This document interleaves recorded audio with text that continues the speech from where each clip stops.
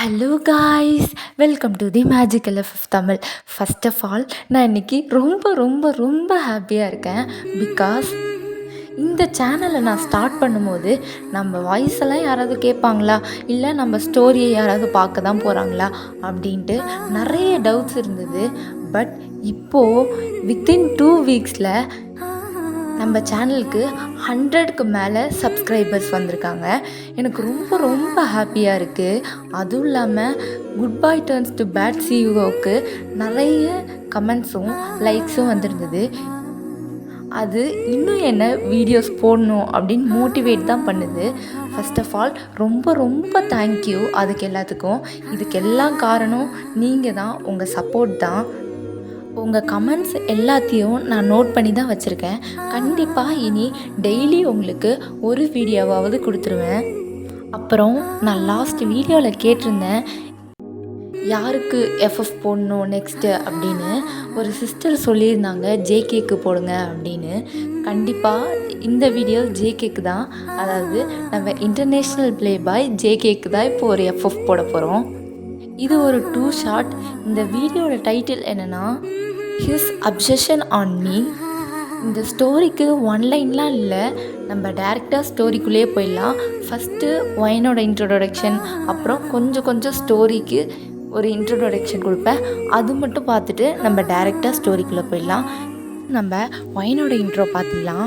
Wine இந்த ஸ்டோரியில் as usual college படிக்கிற பொண்ணு தான். அவங்களுக்கு அப்பா இல்லை, அம்மா அப்புறம் தம்பி மட்டும்தான். அப்பா ஒரு ஆக்சிடெண்ட்டில் இறந்துருப்பாங்க. அம்மா டீச்சராக ஒர்க் பண்ணுறாங்க. உங்கள் தம்பி அதே ஸ்கூலில் படிக்கிறாரு. நீங்கள் 12th வர நல்ல ஃபன்னியாக துருன்னு இருக்கிற பொண்ணு தான். பட் நீங்கள் 12th முடித்ததுக்கப்புறம் அவங்க அப்பா இறந்துருப்பார். அப்போயிலேருந்தே உங்களுக்கு எதையோ ஒரு பெரிய விஷயத்த மிஸ் பண்ண மாதிரியே இருக்கும். ஏன்னா உங்களுக்கு ரொம்ப உங்கள் அப்பாவை பிடிக்கும். நம்ம கூடவே இருக்கிறவங்க, நமக்கு எல்லா விஷயத்துலேயும் சப்போர்ட் பண்ணவங்க திடீர்னு இல்லவே இல்லைங்கும் போது நமக்கு ஒரு அதிர்ச்சி வரும்ல, அந்த மாதிரி தான் ஒயனுக்கும். அவங்க அப்பையிலேருந்தே ஒரு மாதிரி சேடாக இருக்கிறது, நல்லா யார்கிட்டையும் அந்தளவுக்கு பேசாமல் இருக்கிறது, நல்லா இல்லாமல் ஃபீல் பண்ணுறது, அந்த மாதிரி இருப்பாங்க. அவங்களுக்கு என்ன பயம்னா, திரும்பியும் நம்ம யார் மேலேயாவது ட்ரஸ்ட்டு வச்சு நல்லா அவங்க மேலே அடிக்ட் ஆகிட்டோன்னா அவங்கள இழந்ததுக்கப்புறம் ரொம்ப வலிக்கும். அது வேணவே வேணாம், யார் மேலேயும் அந்த அளவுக்கு அடிக்ட் ஆக வேணாம் அப்படின்ட்டு இருப்பாங்க. ஆனால் அவங்க நல்லா பேசுகிற ஒரே ஒரு ஆள்னா ஜெனி தான். அது அவங்க ஃப்ரெண்ட் காலேஜில். ஓகே, ஒயனுக்கு இன்ட்ரோ இது போதும். இப்போ நம்ம ஸ்டோரிக்குள்ளே போயிடலாம். ப்ரெசண்ட்டில் நைட்டு ஒரு 8 o'clock இருக்கும். நீங்கள் உங்கள் ஃப்ரெண்ட் ஜெனிக்கு தான் கால் பண்ணுறீங்க. ஏய் ஜெனி, என்னடி இது, அடிக்கடி எக்ஸாம் வைக்கிறாங்க, அவங்க மட்டுக்கு சொல்லக்கூட மாட்டாங்களா, இஷ்டத்துக்கு எக்ஸாம் வைப்பாங்களா அப்படிங்கிற மாதிரி கேட்குறீங்க. அவளும் என்ன இஷ்டத்துக்கு எக்ஸாம் வைக்கிறாங்களா, ஏண்டி உனக்கு 2 days டைம் கொடுத்தாங்க, 2 daysலாம் மேடம் படிக்காமல் இப்போ என்கிட்ட கால் பண்ணி புலம்பிகிட்டு இருந்தா என்ன பிரயோஜனம் அப்படின்னு கேட்குறா. நீங்களும் ஐயோ அதெல்லாம் விடுடி, இதெல்லாம் ஒரு காலேஜ்னு இங்கே வந்து எக்ஸாம் வர எழுத சொல்கிறாங்க, நான் என்ன தான் பண்ணுவேன் அப்படின்னு கேட்குறீங்க. ஜெனியும் சரி இப்போ உனக்கு என்ன தான் பிரச்சனை, இந்த நேரத்தில் கால் பண்ணியிருக்கேன், நான் வர படிக்கணும்ல அப்படின்னு சொல்கிறா. நீங்களும் நீ படித்தா மட்டும் போதுமா, எனக்கும் சொல்லிக் கொடு, இம்பார்ட்டன்ட் கொஷின்லாம் சொல்லு அப்படின்னு சொல்கிறீங்க. அவளும் மேடம்க்கு இம்பார்ட்டன்ட் கொஷின் மட்டும் சொன்னால் போதுமா, இல்லை சொல்லி தரணுமா அப்படின்னு கேட்குறாங்க. நீங்கள் சரி சொல்லிக் கொடு அப்படின்னு சொல்கிறீங்க சிரிச்சிட்டே. ஏன்னா உங்களுக்கு எக்ஸாமுக்கு எத்தனை டே டைம் கொடுத்தாலும் நீங்கள் படிக்க மாட்டீங்க கண்டிப்பாக, அது எல்லாருக்கும் தெரிஞ்ச விஷயந்தான். நீங்கள் எக்ஸாமுக்கு முன்னாடி நாள் நைட்டு படித்தா தான் உங்களுக்கு அடுத்த நாள் போய் எழுதுவீங்க, அந்த அளவுக்கு தான் நீங்கள். ஆனால் ஜெனியை விடவே நிறைய மார்க் எடுத்துருவீங்க. அதுவும் ஜெனி சொல்லி கொடுத்தா தான் நீங்கள் படிப்பீங்க, அப்படி ஒரு கேரக்டர் நீங்கள். ஜெனியும் உங்களுக்கு சொல்லி கொடுக்குறா, நீங்களும் அவள் சொல்கிறத கேட்டு வச்சுக்கிறீங்க. எல்லாம் முடிஞ்சதுக்கப்புறம் நைட்டு ஒரு 11 o'clock ஆகிடுது. நீங்கள் தான் எப்படியோ ஒரு செம் ஃபுல்லாக அரியர் வைக்காமல் கிளியர் பண்ணிட்டேன், இந்த செம்மும் கிளியர் பண்ணிட்டேன்னா உனக்கு கண்டிப்பாக தேங்க்ஸ் சொல்லுவேன், உனக்கு ஏதாவது வாங்கி தரேன் அப்படின்னு சொல்லி அவளை ஐஸ் வைக்கிறீங்க. அவளும் சரி நாளைக்கு வந்து எனக்கு சாக்லேட் வாங்கி கொடு அப்படின்னு அவளும் சொல்கிறா. நீங்களும் ஓகே அப்படின்னு சொல்லிட்டு கால் கட் பண்ணுறீங்க. இப்படியே நீங்கள் நல்லா தூங்கிட்டு மார்னிங்கும் ஆகிடுது. நெக்ஸ்ட் டே எக்ஸாமுக்காக நீங்கள் சீக்கிரமாக ரெடி ஆகி போகிறீங்க. போயிட்டுருக்கும் போது உங்களுக்கு எப்பயும் இப்படி தோணுனதில்லை, உங்களை யாரோ ஃபாலோ பண்ணிட்டு வர மாதிரி யாரோ உங்களை நோட் பண்ணிகிட்டு இருக்கிற மாதிரியே இருக்குது. நீங்களும் பஸ் ஸ்டாண்ட் போய் நிற்கிறீங்க. உங்களுக்கு ஆப்போசிட்டில் ஒரு பிளாக் ஷர்ட், பிளாக் கேப் அந்த மாதிரி ஃபுல்லாக கவர் பண்ணிவிட்டு உங்களை யாரோ பார்த்துட்ருக்குற மாதிரி பார்த்துட்டு இருக்காங்க. ஆக்சுவலாக நீங்கள் அதை பார்த்துட்டு சேச்சா நம்மள இருக்காது அப்படின்னு யோசிச்சுட்டு விட்டுடுறீங்க. இந்த மாதிரியே மார்னிங் போயிருக்கோம். நீங்களும் ஒரு வழியாக காலேஜ் வந்துட்டீங்க. வந்ததுக்கப்புறம் நீங்கள் ஜெனியை தான் பார்க்குறீங்க. ஜெனிக்கிட்ட சொல்கிறீங்க, இந்த மாதிரி என்னை யாரும் ஃபாலோ பண்ணுற மாதிரி எனக்கு இருக்குது. ஆனால் உண்மையாக ஃபாலோ பண்ணுறாங்களா என்னன்னு தெரில. பட் என்றைக்குமே இந்த மாதிரி எனக்கு ஃபீல் ஆனது கிடையாது. இன்றைக்கி ஏனே தெரிலடி அப்படின்னு ஜெனிகிட்ட சொல்கிறீங்க. அவளும் அதெல்லாம் ஒன்றும் இருக்காது, உன்னை யார் ஃபாலோ பண்ண போகிறா, பெரிய இவ மாதிரி சீன் போடாதவா அப்படின்னு சொல்லி அவள் உங்களை மார்னிங் சரி ரிவிஷன் பண்ணலாம் அப்படின்னு கூப்பிட்ருப்பா. நீங்களும் சரி வா அப்படின்னு சொல்லிட்டு வரீங்க. வந்து ரிவிஷன் தான் பண்ணிகிட்ருக்கீங்க. உங்களுக்கு நம்மளை யார் ஃபாலோ பண்ண போகிறா, சரி சும்மா தான் இருக்கும், ஜெனி சொல்கிறது தான் உண்மையாக இருக்கும், நம்மளை ஃபாலோ பண்ணுற அளவுக்கு நம்ம அவ்வளோ பெரிய ஆள்லாம் கிடையாது, நமக்கு சும்மா அப்படி தோணுது போல் அப்படின்னு நீங்கள் யோசிச்சுட்டு ரிவிஷன் பண்ணிகிட்ருக்கீங்க. உங்களுக்கு மைண்டு இல்லை தான் ரிவிஷனில். பட் ஓகே எதுவும் இல்லை இருக்காது அப்படின்ட்டு நீங்கள் அதில் கான்சன்ட்ரேஷன் பண்ணிகிட்ருக்கீங்க. அப்படியே டைமும் ஆகிடுது, பெல்லும் ரிங் ஆகுது. நீங்கள்லாம் எக்ஸாம் ஹால்குள்ளே போகிறீங்க. உங்களுக்கு எங்கெங்கே எக்ஸாம் ஹால் அப்படின்னு அனௌன்ஸ் பண்ணியிருப்பாங்க. நீங்கள் அதுக்கேற்ற மாதிரி போகிறீங்க. போயிட்டு உங்கள் ஹாலில் உட்காந்தா உங்கள் க்ரஷ் உங்கள் பக்கத்தில் உட்கார்றாரு. ஆமாம், உங்கள் காலேஜில் உங்களுக்கு ஒரு க்ரஷ் இருந்திருப்பாங்க. அவர் யாருன்னா காய் தான். உங்களுக்கு எப்படி அவர் மேலே க்ரஷ் வந்திருக்குன்னா, அவர் உங்கள் சீனியர் தான். ஆக்சுவலாக நீங்கள் ஃபஸ்ட் டே காலேஜ் வந்திருக்கும் போது உங்களை ரேகிங் பண்ணுறதுக்காக ஒரு சில கேங் உங்களை கூப்பிட்ருப்பாங்க. நீங்களும் போயிருப்பீங்க. அவங்க உங்களை ஃபஸ்ட்டு சும்மா குட் மார்னிங் சொல்லு, அப்புறம் இங்கேருந்து அங்கே வர ஒரு வாக் போயிட்டு வா, ரேம்ப் வாக் போ அப்படின்னு தான் சொல்லியிருப்பாங்க. சாதாரணமாக தான் கொடுப்பாங்க. ஆனால் மதியம் கூப்பிட்டு உங்களை ஹார்ஷாக பனிஷ்மெண்ட் பண்ணுற மாதிரி நிறைய பண்ணு அந்த மாதிரிலாம் சொல்லியிருப்பாங்க. நீங்கள் அதனால் ரொம்பவே பிரேக் டவுன் ஆகி அவங்க முன்னாடி அழுகலாம் செஞ்சுருப்பீங்க. அப்போ தான் காய் வந்து உங்களை காப்பாற்றி விடுப்பாங்க அவங்கள்ட்டேருந்து. காயும் ராகிங்லாம் பண்ணுவார். பட் அந்தளவுக்கு எக்ஸ்ட்ரீம் லெவல்லாம் போக மாட்டாங்க. இவங்களாம் எக்ஸ்ட்ரீம் லெவலில் போனதுனால தான் அவர் தடுத்திருப்பார். ஆனால் அது உங்களுக்கு கேரிங், நமக்காக அவர் பண்ணார் அப்படின்னு நீங்கள் நினைப்பீங்க. அதனால் அவர் மேலே கொஞ்சம் க்ரஷ் வந்திருக்கும். பட் நீங்கள் காய் கூட நல்லாவே பேசுவீங்க. பட் உங்கள் க்ரஷ்ஷை மட்டும் சொல்ல மாட்டீங்க. உங்களுக்கு அது கொஞ்ச நாள் போக போக க்ரஷ்ஷை தாண்டி அவர் பண்ணுறது, அந்த எல்லாரையும் ரெஸ்கியூ பண்ணுறது, அதெல்லாம் உங்களுக்கு பிடிச்சி அவர் மேலே லைட்டாக லவ் எட்டி பார்த்துருக்கோம்.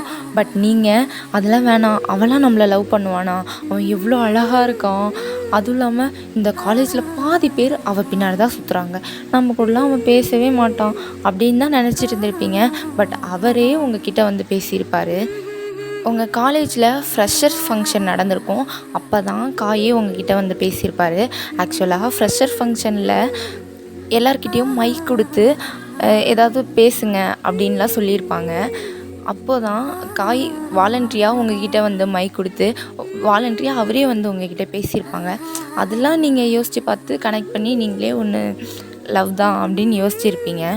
ஆனால் லவ்லாம் இன்ன வரையும் சொன்னதில்லை. பட் நீங்கள் பேசுவீங்க நல்லாவே அவர் கூட. இப்போது ப்ரெசண்ட்டில் காய் தான் உங்கள் பக்கத்தில் வந்து உக்காந்ததும் ஐயோ ஜாலி வந்து உக்காந்துட்டோம் எப்படி தானோ அப்படின்னு யோசிச்சுட்டு அவரை பார்த்து லைட்டாக ஒரு ஸ்மைல் பண்ணிவிட்டு ஹாய் காய் அப்படின்னு சொல்கிறீங்க. அவரும் ஒயன் நீ இங்கே தானா, சரி எழுது படிச்சியா அப்படின்னு கேட்குறாரு. நீங்களும் ஏதோ படித்தேன், ஜெனி தான் சொல்லி கொடுத்தா, ஓகே ஓரளவு எழுதிடுவேன் அப்படின்னு சொல்கிறீங்க. அவரும் ஓகே அப்படின்னு சொல்கிறாரு. நீங்கள் எக்ஸாம்லலாம் கான்சன்ட்ரேஷன் இல்லை, அப்படியே அவரையே பார்த்துட்டு ஃபுல் கான்சன்ட்ரேஷன் அவர் மேலே தான் அப்படிங்கிற மாதிரி இருக்கீங்க. இப்போது எக்ஸாம் ஸ்டார்ட் ஆகி ஒரு 1 hour ஆகியிருக்கும். உங்களுக்கு பேப்பர்ஸ் எல்லாமே டிஸ்ட்ரிபியூட் ஆகியிருக்கும். நீங்கள் நல்லாவே எழுதிட்டுருக்கீங்க. ஏன்னா நீங்கள் வந்து கொஷின் வருதோ இல்லையோ, நம்ம படித்தது இருக்கோ இல்லையோ, ஆனால் நம்ம ஜெனி சொல்லி கொடுத்தது எல்லாத்தையும் எழுதிடணும். அப்படி தான் அந்த கொஷினுக்கு ரிலேட்டடாக இருக்கான்னு கூட நீங்கள் பார்க்க மாட்டீங்க. அப்படியே எழுதியிருக்கோம். ஒரு 42 பேப்பர்ஸ் இருக்கா, 42 பேப்பர்ஸையும் ஃபில் பண்ணி கொடுத்துடணும் அப்படி தான் கொடுப்பீங்க. ஆனால் அப்பயும் நீங்கள் நல்லாவே மார்க் வாங்கிடுவீங்க. இப்போது ப்ரெசண்ட்டில் நீங்கள் இதெல்லாம் எழுதிட்டு இருக்கும் போது தான் திடீர்னு சவுண்டாக இருக்குது. நிறைய கார் கீழே வந்து நிற்கிற மாதிரி. நீங்கள் 3rd ஃப்ளோரில் தான் இருப்பீங்க. 3rd ஃப்ளோரில் உங்களுக்கு ஹால் கொடுத்துருப்பாங்க. கீழே நிறைய சவுண்ட் கேட்டிருக்கோம். கார் நிறைய வந்து நிற்கிற மாதிரி. கிட்டத்தட்ட ஒரு 10 கார்ஸ் வந்து நின்றுருக்கோம். எல்லோரும் என்ன சவுண்டு அப்படின்னு சொல்லிட்டு பேசிகிட்டே இருந்திருப்பாங்க. ஸ்டாஃபும் போய் என்ன இந்த நேரத்தில் அப்படின்ட்டு எட்டி பார்த்துருப்பாரு. கீழே தான். பட் அவர் கார்லாம் வரதை பார்த்ததும் பயந்துட்டு, என்ன இவ்வளோ கார் வந்திருக்கு, ஒருவேளை வேறு யாராவது வராங்களா அப்படின்ட்டு பார்த்துருப்பாங்க. அவங்களுக்கும் எதுவும் தெரிஞ்சிருக்காது. ஸ்டாஃபும் சரி, எக்ஸாம் ஹால்லேருந்து இப்படி ரொம்ப நேரம் வெளில வந்து நிற்கக்கூடாது அப்படின்னு யோசிச்சுட்டு உள்ளார போயிடுறாரு. இப்போது கீழே அந்த காரில் இருந்து தான் நிறைய பாடி கார்ட்ஸ்லாம் இறங்குறாங்க. நிறைய பேர் வந்து ஒவ்வொரு கிளாஸாக போய் ஒயின் கிளாஸ் இதா அப்படின்னு கேட்குறாங்க. இதெல்லாம் உங்களுக்கு தெரியாது. நீங்கள் மேலே நீங்கள் ஜாலியாக உங்கள் க்ரஷ்ஷை சைட் அடிச்சுட்டு அப்படி இருக்கீங்க. கீழே இதெல்லாம் கேட்டுட்டு இல்லைன்னு சொன்னதும் 1st ஃப்ளோர் வராங்க. 1st ஃப்ளோர்லேயும் கேட்டிருப்பாங்க இல்லை அப்படின்ட்டு. 2nd ஃப்ளோர் வராங்க, அங்கேயும் இல்லை. அப்புறம் 3rd ஃப்ளோர் வந்ததும் எல்லோரும் இல்லை, இது எக்ஸாம் நடந்துகிட்ருக்கு போல் அப்படின்ட்டு பாடி கார்ட்ஸ்குள்ளாரையே பேசிகிட்டு இருக்காங்க. அதுக்கு ஒருத்தவர், இல்லை எக்ஸாம் நடந்தால் என்ன, நம்ம பாஸோட ஆர்டர் அதுதான், போய் ஒயனை மட்டும் கண்டுபிடிங்க அப்படின்னு சொல்கிறாங்க. மற்றவங்களும் ஓகே பாஸ் அப்படின்னு சொல்லிட்டு அவங்களும் போகிறாங்க. ஆக்சுவலாக அவர் யாருன்னா, இந்த பாடி கார்ட்ஸ்க்கெலாம் ஒரு ஹெட் இருப்பாங்களே, அவர் தான். யாராக இருந்தால் என்ன, நம்மளோட பாஸோட ரூல்ஸ் அதானே, ஆர்டர் சொன்னார்ல அவர், நம்ம போய் பண்ணணும் அவ்வளோதான் அப்படின்னு சொல்லி எல்லா பாடி கார்ட்ஸையும் போக சொல்லியிருப்பாங்க. அவங்களும் வந்து ஒவ்வொரு கிளாஸ் ரூமாக செக் பண்ணியிருப்பாங்க. நீங்கள் 2nd கிளாஸ் ரூமில் தான் இருந்திருப்பீங்க.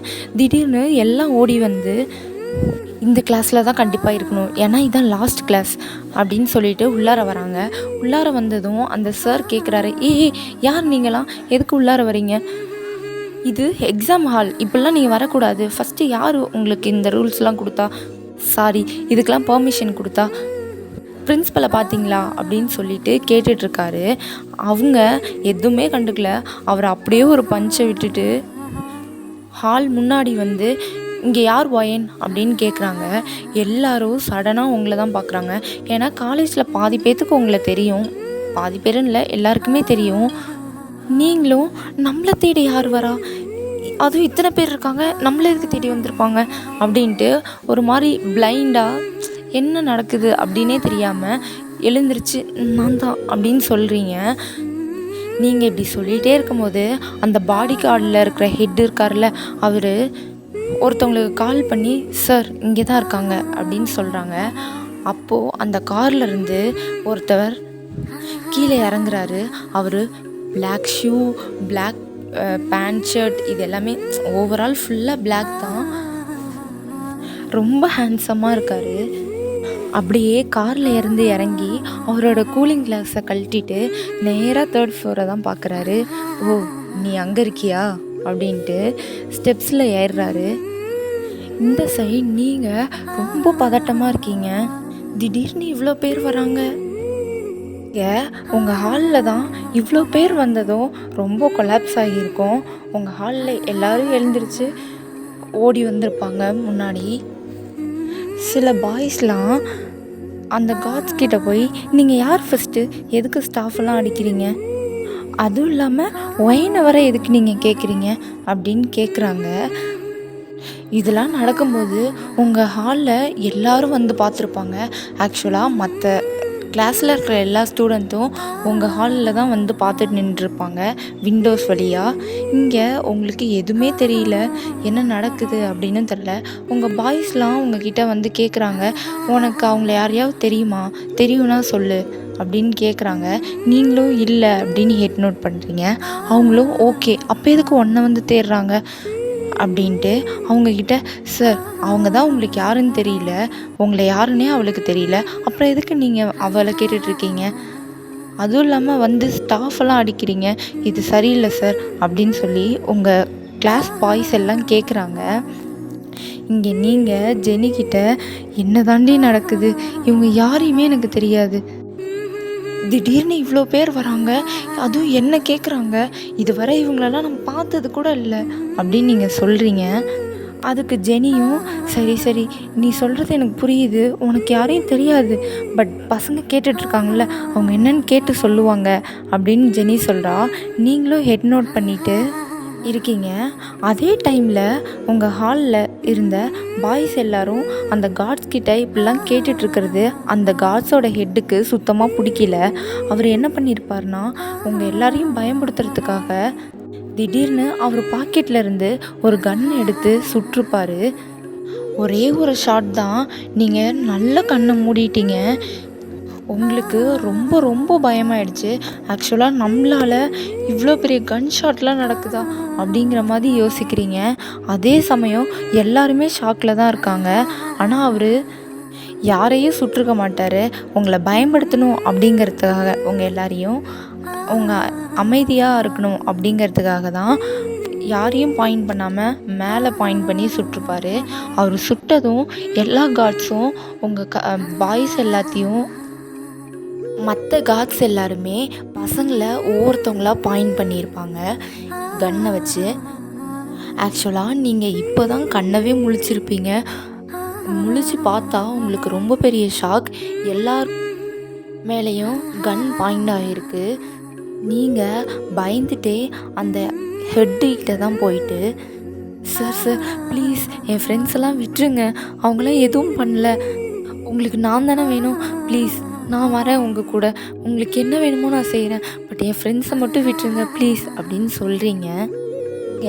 இப்பெல்லாம் அந்த ஹெட்டுகிட்ட கேட்டுட்ருக்கும் போது அந்த ஹெட்டு உங்களை கண்டுக்கவே இல்லை. அவர் ஃபோனில் தான் பேசிகிட்ருக்காரு. யார்கிட்ட பேசுகிறாருனா, கீழே ஒருத்தவங்க ஹேண்ட்ஸமாக ஒரு பையன் வந்தாங்க, ஒரு மேன் அப்படி சொல்லியிருந்தல்ல, அவர்கிட்ட தான் வழி சொல்லிகிட்ருக்காங்க. சார் 3rd ஃப்ளோரில் ரைட் சைடில் செகண்ட் கிளாஸ் ரூம் அப்படின்னு சொல்கிறாரு. அவர் அப்படி சொல்லிகிட்டு இருக்கும்போதே கிளாஸுக்குள்ளே செம்ம ஆட்டிடியூடாக என்ட்ரி ஆகுறாரு அந்த மேன். அவர் வேறு யாரும் இல்லை, நம்ம ஜேகே தான். ஜேகேவை பார்த்ததும் அந்த காட்ஸோட ஹெட்டு வந்து, சார் மேடம் இங்கே தான் இருக்காங்க அப்படின்னு சொல்கிறாரு. நீங்களும் மேடமா, இவர் மேடம்னு என்னையா சொல்கிறாரு அப்படின்ட்டு நீங்கள் ஜேகேவை தான் திரும்பி பார்க்குறீங்க. அவர் ஆல்ரெடி உங்களை தான் பார்த்துட்டு இருந்திருப்பார். நீங்கள் ஜேகேவை பார்த்ததும் எங்கேயோ ஒரு பார்த்த ஃபேஸ் உங்களுக்கு அவரை பார்த்த மாதிரியே இருக்குது. பட் எங்கே பார்த்தோம், எப்போ பார்த்தோம் அது எதுவுமே தெரியல. ஆனால் அவரை பார்த்து நீங்கள் மட்டும்தான் ஷாக் ஆகாமல் இருக்கீங்க. உங்களை சுற்றி இருக்கிற உங்கள் ஃப்ரெண்ட்ஸ் எல்லாருமே ஷாக் ஆகி, இவர் தானே ஜேகே, ஜேகே எப்படி இங்கே, அதுவும் நம்ம காலேஜுக்கு ஜேகேவா அப்படிங்கிற மாதிரி பேசிகிட்டு இருக்காங்க எல்லாரும். நீங்கள் சுற்றி சுற்றி பார்த்துட்டு ஜேகேவா எப்படி இவங்களுக்கெல்லாம் நேம் தெரியும் அப்படின்னு பார்த்துட்ருக்கீங்க. ஆக்சுவலாக ஜெனிக்கும் தெரியல. ஜெனி தான் அவங்க பக்கத்தில் இருக்கிற ஒருத்தவங்கிட்ட, ஜேகேவா உங்களுக்கெல்லாம் எப்படி தெரியும், இவர் யார் ஃபஸ்ட்டு அப்படின்னு கேட்குறா. அவங்க அப்போ ஜேகே தெரியாது, தி கிங் ஆஃப் மாஃபியா அப்படின்னு சொல்கிறாரு. இந்த சொல்கிறதெல்லாம் உங்களுக்கு நல்லாவே கேட்டிருக்கும். நீங்கள் இதை கேட்டதும் ரொம்ப ஷிவர் ஆகி அவரை திரும்பியும் பார்க்குறீங்க. உங்களுக்கு உங்கள் பாடி உங்கள் கண்ட்ரோல்லே இல்லை, ரொம்ப ஷிவர் ஆகுது. உங்களுக்கு ஒரு சில விஷயம்லாம் ஸ்ட்ரைக் அவுட் ஆகுது, ஃப்ளாஷ் ஆகி போய்கிட்டுருக்கு. அது என்னென்னா, உங்கள் அப்பாவை பற்றி தான். என்னென்னா, அப்பா இருக்காங்கல்ல, அவங்க ஒரு லோட் டீலர். அதாவது உங்கள் சைடில் சீப்பஸ்ட்டாக கிடைக்கிற திங்ஸ் எல்லாம் ரொம்ப லோ ப்ரைஸில் வாங்கி அதை பெரிய பெரிய மாஃபியாஸ்க்கெலாம் ஹை ரேட்டில் சப்ளை பண்ணிடுவார். ஃபஸ்ட்டு சின்ன சின்ன பிஸ்னஸாக தான் ஸ்டார்ட் பண்ணியிருப்பார். ரொம்ப கம்மியாக தான் லோட் பண்ணி அனுப்பியிருப்பாங்க. பட் அவர் ஒரு கட்டத்துக்கு மேலே ட்ரக்ஸ் எல்லாம் இந்த மாதிரி டெலிவரி பண்ண ஸ்டார்ட் பண்ணியிருப்பார். அப்போது பெரிய பெரிய டீல்லாம் எடுத்திருப்பாங்க. அதுவும் சாதாரண ஆளுங்கள்கிட்ட பெரிய பெரிய மாஃபியாஸ் கிட்ட தான். இதெல்லாம் டெலிவரி பண்ணும்போது உங்கள் அப்பாவுக்கு நிறைய இஷ்யூஸ் வந்திருக்கும். அதாவது போலீஸ் சைட்லேருந்து ப்ரெஷர், மாஃபியா சைட்லேருந்து ப்ரெஷர், இந்த மாதிரி நிறைய வந்திருக்கும். உங்கள் வீட்டுக்கும் அடிக்கடி போலீஸ்லாம் வந்திருக்காங்க. அதுவும் இல்லாமல் உங்கள் அப்பாவை மிரட்டுறதுக்கு மாஃபியாஸ் கேங் அடிக்கடி வந்து உங்கள் வீட்டில் உங்கள் அப்பாவை மிரட்டிட்டு போவாங்க. இதெல்லாம் உங்களுக்கு சுத்தமாகவே பிடிக்காது. உங்கள் வீட்டில் யாருக்குமே இதில் உடன்பாடு இருக்காது. பட் இதெல்லாம் உங்கள் அப்பா பண்ணார். அப்படிதான் இந்த மாதிரி பெரிய பெரிய லோட்லாம் எடுக்கும்போது உங்கள் அப்பாவுக்கு நிறையவே லாஸ் வந்திருக்கும். ஆக்சுவலாக வீட்டையே ரன் பண்ண முடியாத அளவுக்கு ஒரு சுச்சுவேஷன் வரும்போது உங்கள் வீட்டில் எல்லோரும் சேர்ந்து, அதாவது அம்மா நீங்கள் எல்லாம் அப்பா கிட்ட சொல்லியிருப்பீங்க, நம்ம ஃபேமிலி எப்படி போகுதுன்னு தெரியுதுங்களா, நீங்கள் ஃபஸ்ட்டு இருந்த மாதிரியே இல்லை, நம்ம ஃபேமிலியும் அப்படி கிடையாது, ஃபஸ்ட்டுலாம் நம்ம ஃபேமிலிக்காக டைம் ஸ்பெண்ட் பண்ணுவீங்க, ஆனால் நீங்கள் இப்போ நமக்காக ஸ்பெண்ட் பண்ணுறதே கிடையாது, நம்ம பிள்ளைங்கள்ட்ட பேசி நீங்கள் எவ்வளோ நாள் ஆச்சு அப்படின்னு உங்கள் அம்மா தான் கேட்குறாங்க. நீங்களும் அப்பா இதெல்லாம் வேணாம், இனி ப்ளீஸ்ப்பா நம்ம பழைய மாதிரி இருக்கலாம் அப்படின்னு நீங்களும் சொல்கிறீங்க. இதெல்லாம் கேட்டுட்டு உங்கள் அப்பாவும் ஓகே, நம்ம இவ்வளோ நாள் யார் யாருக்காகவோ நம்ம ஹாப்பினஸ்லாம் விட்டு கொடுத்துருக்கோம், ஆனால் இனி நம்ம ஃபேமிலி கூடவே இருந்துடலாம் அப்படின்னு முடிவு எடுத்திருப்பாரு.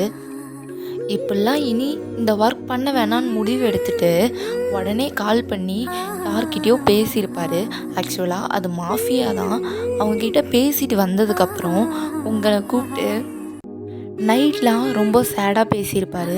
என்னென்னா, ஒயன் இந்த ஒர்க்குக்கு போகும்போது நான் நல்லா யோசித்தேன், இதெல்லாம் ஸ்டார்ட் பண்ணுமா வேணாமா அப்படின்னு. ஆனால் எனக்கு இது ரொம்ப பெட்டராக தோணுச்சு, எதுவுமே பண்ணாமல் இருக்கிறதுக்கு இதையாவது பண்ணலாம் அப்படின்னு. ஆனால் இப்போது நான் எவ்வளோ பெரிய தப்பு பண்ணியிருக்கேன் அப்படின்னு எனக்கு தெரியுது. ஏன்னா இந்த மாதிரி சப்ளை ஜாப்க்கெலாம் போகிறதுக்கு முன்னாடி யோசித்து விலகிடணும், அதுக்கப்புறம்லாம் யோசிக்கவே நமக்கு டைம் கிடைக்காது. இப்போது நானே உள்ளார போயிட்டேன், பட் வெளியில் வரத்துக்கு எனக்கு வழியே கிடைக்கல. இந்த மாதிரி விஷயத்துக்குள்ளெல்லாம் போக மட்டும்தான் முடியும், நம்மளால் வெளிலவே வர முடியாது அப்படின்னு சொல்லிவிட்டு உங்ககிட்ட சொல்லிகிட்டே உங்கள் ஹெட்டை ரப் பண்ணி கொடுத்துட்ருக்காரு. நீங்களும் சும்மா டிப்ரெஷனில் பேசுகிறாரு போல். இன்றைக்கி ஃபுல்லாக வேணான்னு முடிவு எடுத்துட்டாங்க, அவரோட ட்ரீம் ஜாப்பில் இது பண்ணணும்னு யோசித்து எப்படியோ பிஸ்னஸ்லாம் ஸ்டார்ட் பண்ணி பண்ணார், அதை ஒரே நாளில் விடும்போது ரொம்ப கஷ்டமாக தான் இருக்கும், அதனால தான் இப்படி பேசுகிறாரு அப்படின்னு நீங்களும் விட்டுருப்பீங்க. ஆனால் அடுத்த நாளே உங்கள் அப்பா ஆக்சிடெண்ட்டில் இறந்துட்டாரு அப்படின்னு நியூஸ் வந்திருக்கும். உங்களுக்கு ஷாக்காக இருக்கும். உங்கள் ஃபேமிலி எல்லாம் ரொம்பவே கஷ்டப்படுறாங்க, பிரேக் டவுன் ஆகுறாங்க. ஏன்னா உங்கள் அப்பாவால் தான் உங்கள் ஃபேமிலி ரொம்ப நல்லாவே ரன் ஆகிட்டு இருந்திருக்கும். இப்போது ரொம்ப லாஸில் போனாலுமே உங்களுக்கு ஒரு சப்போர்ட் இருக்குது, உங்கள் அப்பா இருக்காங்க அப்படின்ட்டு ஒரு தைரியம் இருந்திருக்கும். பட் உங்கள் அப்பா இல்லாததும் உங்களுக்கு ரொம்பவே கஷ்டமாக இருக்கும், அடுத்து என்ன பண்ண போகிறோம் அப்படின்னே தெரியாமல் இருந்திருக்கும். இப்படியே இருக்கும்போது உங்கள் அப்பா வந்து ஆக்சிடெண்ட்டில் இறக்கல அப்படின்னு ஒரு நியூஸ் உங்களுக்கு மட்டும் வந்திருக்கும். உங்களுக்கு தெரிஞ்சு இல்லை உங்கள் ஃபேமிலிக்கே தெரிஞ்சாலும் ஒரு பிரயோஜனமும் கிடையாது. ஏன்னா அவங்களாம் பெரிய பெரிய மாஃபியாஸ், அவங்கக்கிட்ட நம்மளால் பேசி கண்டிப்பாக அப்பாவுக்கு நியாயம் வாங்கவே முடியாது, நம்ம வேணால் இறந்து போகலாம், அப்படி தான் இருக்கும், அவங்கக்கிட்டலாம் நம்மளால் கேட்கவே முடியாது அப்படின்னு விட்டுருப்பீங்க.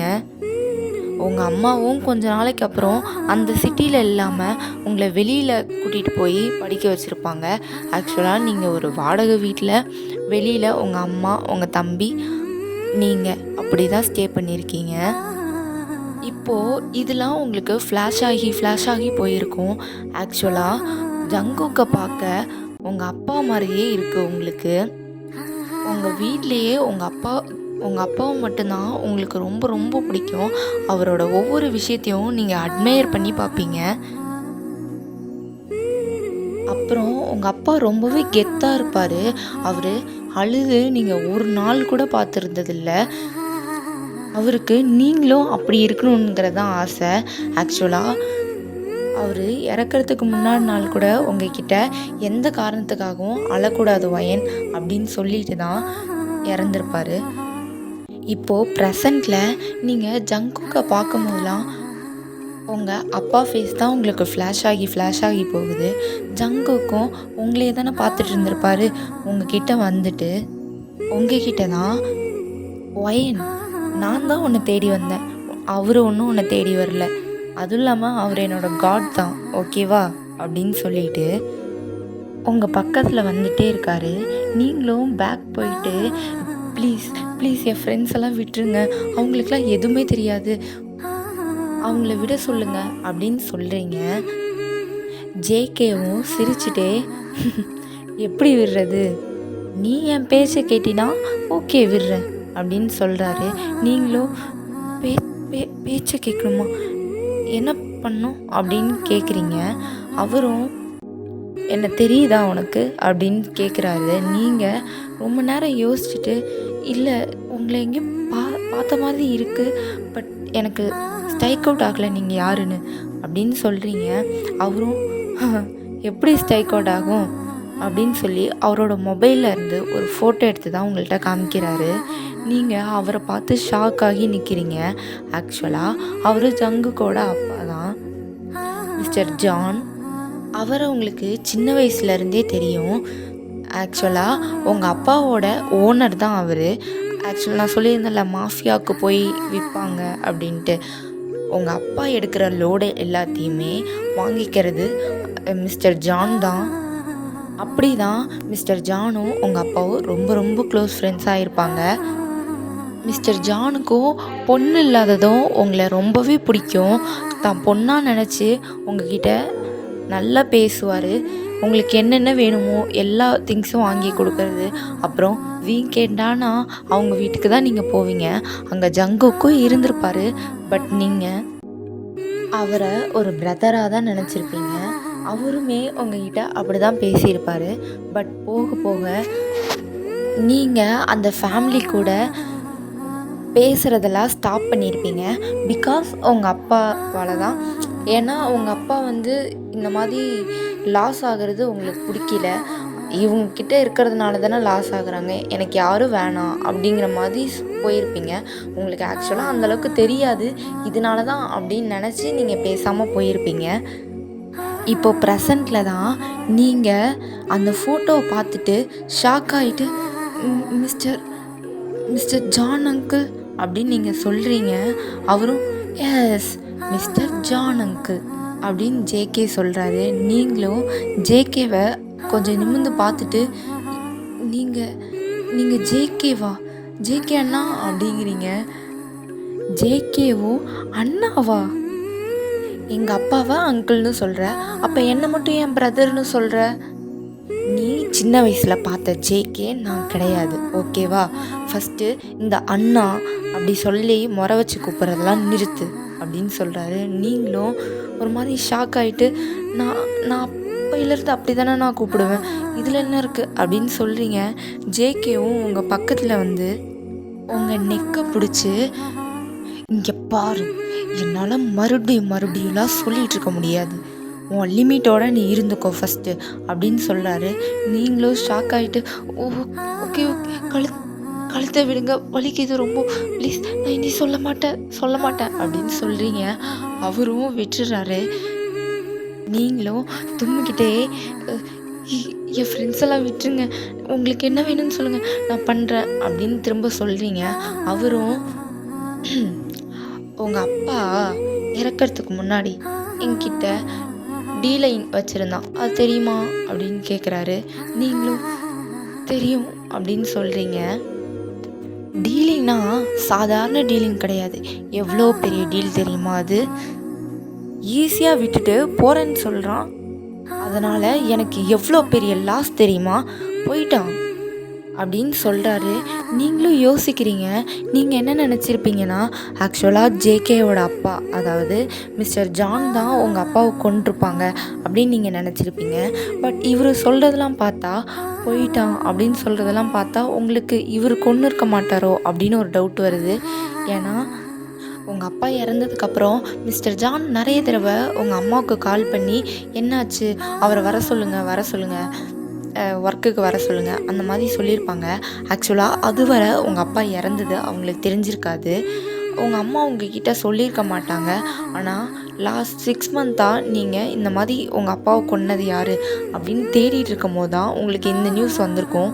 நீங்கள் கன்ஃபார்மே பண்ணிடுறீங்க ஜேகே கொல்லலை அப்படின்னு. பட் வேறு யார் பண்ணியிருப்பா? அவங்கக்கிட்ட தான் ஒரு ஆள் கிட்ட தான் லோடு ஏற்றுவாங்க அப்படின்னு நீங்கள் யோசிச்சுட்டு இருக்கீங்க.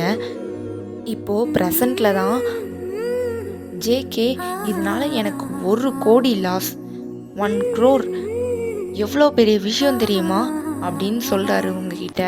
நீங்களும் சார் அது அது அது எங்கள் அப்பாவோட பிரச்சனை, அவர் தான் இதெல்லாம் வாங்கியிருந்தார், பட் அவரே இப்போ இல்லை, அதுக்கு நாங்கள் என்ன பண்ண முடியும் அப்படின்னு நீங்கள் சொல்கிறீங்க. நீ என்ன பண்ண முடியுமா? அவரோட பொண்ணு நீ தானே, நீ தான் பண்ணணும் அப்படின்னு சொல்கிறாரு.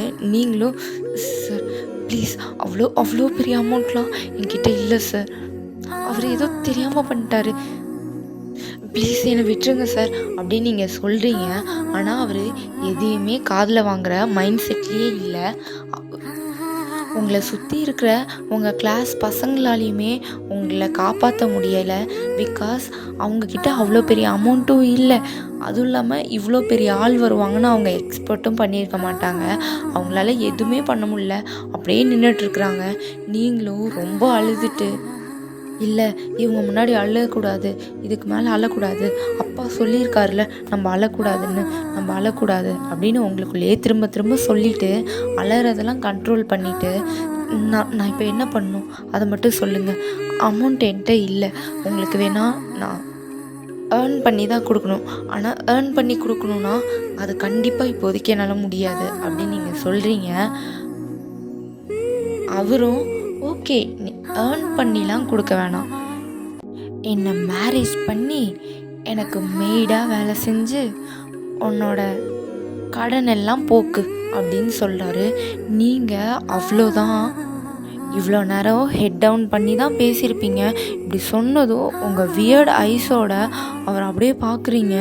அவரும் என்ன சொன்னது புரியலையா, திரும்ப சொல்லணுமா அப்படின்னு உங்கள் ஏர்ஸ்கிட்ட வந்து கேட்குறாரு. நீங்களும்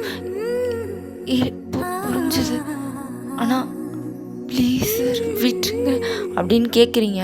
அவர் நோ நோ நோ, அவ்வளோதான், நான் சொன்னதான் நடக்கும், நான் சொன்னதான் நீ கேட்கணும் அப்படின்ட்டு சொல்கிறாரு. நீங்களும் சார் அம்மா தனியாக வீட்டில் இருப்பாங்க, அவங்கக்கிட்ட எதுக்கு ஒரு வார்த்தை கேட்குறேன் சார் ப்ளீஸ் அப்படின்னு நீங்கள் சொல்கிறீங்க. அவரும் நீ எதுக்குமா கேட்குற, உங்கள் அம்மா உன் தம்பி எல்லாம் என்கிட்ட தான் இருக்காங்க, கீழே காரில் தான் இருக்காங்க, நான் வேணா போய் கூப்பிட்டு வரவா அப்படின்னு சொல்கிறாரு. நீங்கள் ஷாக்கில் அம்மா தம்பி இவங்களெல்லாம் என்ன பண்ணீங்க, இவங்கள எதுக்கு கூப்பிட்டு வந்தீங்க அப்படின்னு நீங்கள் சொல்கிறீங்க. அதில் உன்னை பார்க்க வரதுக்கு முன்னாடி உன் ஃபேமிலியும் போய் பார்த்துட்டு வந்துடணும்ல, அதுக்கு தான் போனேன். ஆனால் உன் தம்பி கொஞ்சம் துருதுருன்னு தான் இருக்கான், என்னையவே வாடா போடான்ட்டான், அதான் கோவம் வந்துருச்சு, அதான் கூப்பிட்டு வந்துட்டேன் அப்படின்னு சொல்கிறான். அதாவது ஜேகே சொல்கிறாரு. நீங்களும் ஒரு மாதிரி ஷாக்காக பார்த்துட்டு, ஐயோ அவங்கள எதுவும் பண்ணாதீங்க ப்ளீஸ், நான் மேரேஜ் கூட அக்செப்ட் பண்ணிக்கிறேன், ப்ளீஸ் அவங்கள விட்டுருங்க அப்படின்னு சொல்கிறீங்க. ஓகே, இதோட இந்த வீடியோட எண்டுக்கு வந்துட்டோம். நம்ம நெக்ஸ்ட் பார்ட்டில் பார்க்கலாம். கண்டிப்பாக நெக்ஸ்ட் பார்ட் கொஞ்சம் ஹாட் ஸ்டாண்டாக தான் இருக்கும், அதனால் வெயிட் பண்ணுங்கள். கண்டிப்பாக நாளைக்கு நான் அப்லோட் பண்ணிடுறேன்.